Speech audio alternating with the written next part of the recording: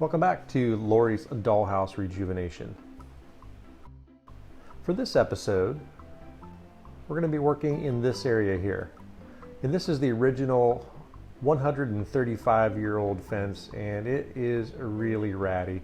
Layers of paint and lots of rust and just in real need of attention. So the main goal is to repaint the fence, the posts, and the gates of this iron fence.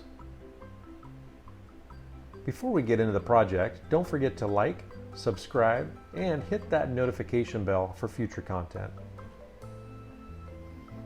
All right, away we go. Here are some of the tools we used in this project. Through quite a bit of trial and error, we landed on a few key tools, and this is some of them. But in the end, the primary weapon of warfare here is the angle grinder and the gnarled wire wheel. So we experimented with lots of options and lots of tools. And here we see my brother-in-law, Michael, with a drill and a nylon or synthetic wheel, and it just didn't have enough oomph, didn't have enough power, and didn't spin fast enough. So we settled on the angle grinder and, as mentioned, the gnarled wire wheel. And as we're about 2/3 of the way through this project, we only burned up one angle grinder so far. Now these are Harbor Freight specials, but they have hung in there a lot better than I thought, actually.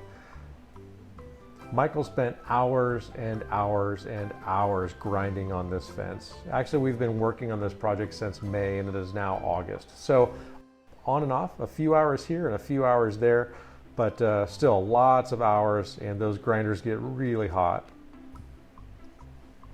And the wire wheel does a pretty good job here at getting the vast majority of the paint off. And you can see there's lots of crevices, there's flat surfaces, there are curved surfaces. So just a lot of work here to take all the paint off. And you can see, if you look real close, you can see the paint kind of flying off here in chunks. And you can see here there was a little bit of manual work in some of the crevices. We used a chisel and we used a sharpened screwdriver as well, and those tended to do the job.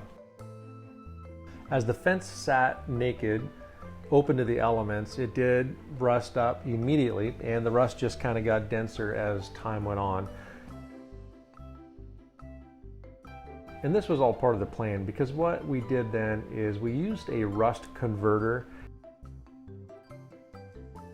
The rust converter stops the oxidation and converts that rust into a primer base, which you can then paint.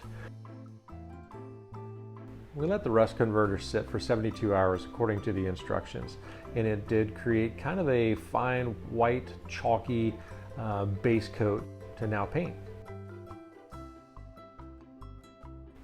And the goal is just to saturate the entire fence here in the rust converter, in the hopes that it would just create that nice smooth base several days later to paint. My choice of paint was a simple Rust-Oleum black semi-gloss enamel, and we're going to use several coats here, and you can see kind of the white chalky substance left behind by the rust converter.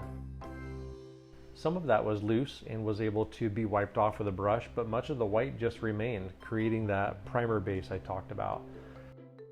And we're just going to put 2 or 3 coats of paint on the fence over several days, just kind of taking our time and using several light coats instead of one big heavy coat.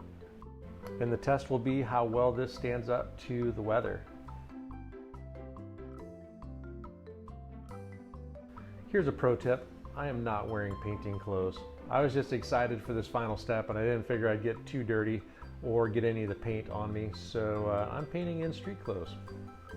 Not recommended. And here's the final product.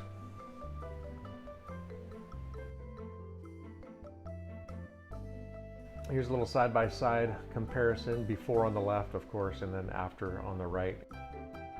So we made this video when we were about 2/3 done. I wanted to experiment with the techniques and the rust converter and using this paint and just seeing if it was actually going to work for us before we continued on with the rest of the fence.